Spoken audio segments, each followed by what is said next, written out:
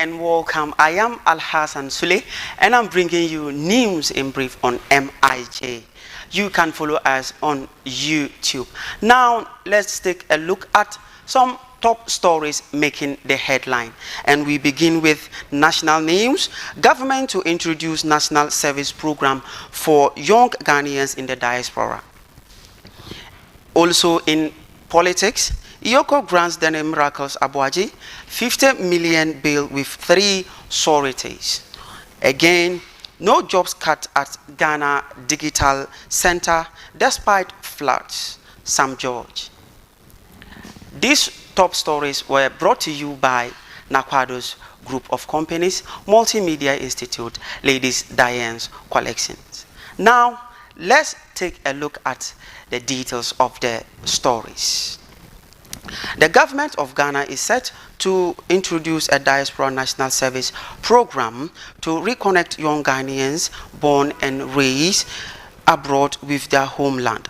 Director of Diaspora Affairs at the Office of the President, Kofi Ochre Daku, said participants will spend about 2 months in Ghana learning about the country's culture, institutions, and way of life before returning overseas. And moving on to politics, the Economic and Organized Crime, EOCO, has granted former Bawumia Campaign Communication Director Dennis Miracles Abuaji 50 million bail with 3 justified sureties. He was arrested at the Kotoka International Airport on July 11th following investigation into the alleged misappropriation of about 55 million in public funds during his tenure of as Executive Secretary of IMCCOD. Iyoko says investigations are ongoing while Mr. Abuaji is expected to meet bail conditions. Please let's have a look at this video. Because the past record is showing that they've invited him here and he came and they said when they needed him they'll call him. So I believe that democracy and the rule of law has been reversed backwards, that a man who is not running away and is decent enough to go through Kotoka International Airport or what they call the Accra Airport is arrested and detained all this while.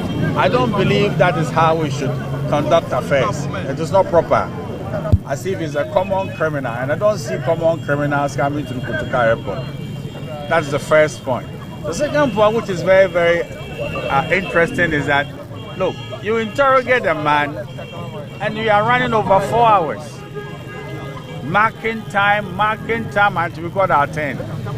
In the final analysis, the bail conditions are cruel and oppressive. Look at this very hour. They are about to exceed the 48 hours as enshrined in the Constitution. Where is this gentleman going to get, 3 sureties, 50 million as a bail sum, and then the properties should worth 50 million, and 2 should post that properties. How are we going to do it? So you can see clearly that the bail terms are cruel and it's a way to punish him some more. It's not possible for us to post these securities at this critical hour. And I could say that the rule of law is sitting upside down. It's very unfortunate. So how is he going to be released? How is he going to post the bail bonds? How is he going to do it? 50 million Ghana cedis. Was Samuel Atachia, a former member of parliament, speaking. Meanwhile, a road constructor consultant, engineer Kobina Bimpong, has called for better planning of roads projects, especially during the rainy season, to reduce flood-related damages and traffic disruption. He said major road constructions should be scheduled outside the rainy season whenever possible, and stressed that proper drainage systems are essential to protect roads. His comments comes after recent flood prompted a nationwide clean-up exercise. Please let's take a look at the video again. We have had some challenges like this before, but probably not to the scale that we are seeing the drivers go through, on this route. engineering wise, we all know that, well, I don't know whether everybody knows, but it is common knowledge that water is an enemy of roads. And when I say water, one would say that there are three enemies, and the three are all water, water, water. So in constructing roads, one of the first things that we would want to do is to provide or attempt to provide adequate drainage. But then this drainage from day one may not be available.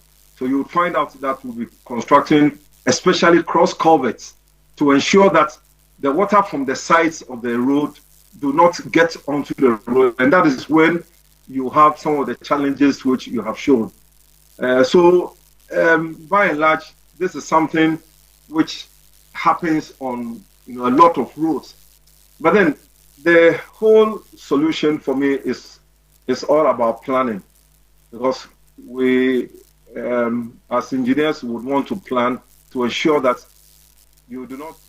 Okay, moving on to another story. The Ghana National Fire Service has recovered the body of 11-year-old Samuel Aweleme, who drowned in a water-filled pit at Adenta Aviation in the Greater Accra region. Firefighters from the Adenta Fire Station, led by Du the Third Obosu, carried out search and recovery operation with support from other emergency agencies. The body was later handed over to the Adenta Police Division for further investigation. Please, let's have the video.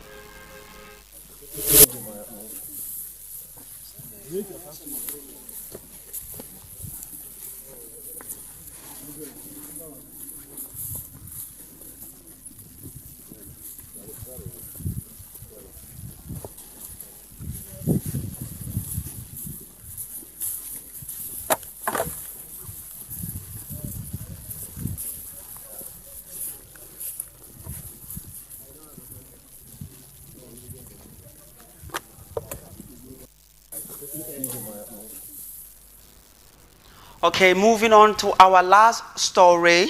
The Minister for Communication, Digital Technology and Innovation, Sam Nate George, has assured staff of Ghana Digital Center Limited that no jobs will be lost despite the recent flood that disrupted operations at the Accra Digital Center. He said the government remains committed to protecting jobs while supporting the center recovery.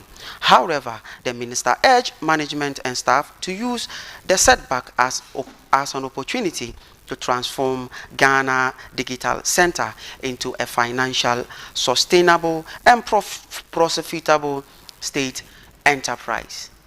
Okay, this is where we end the news.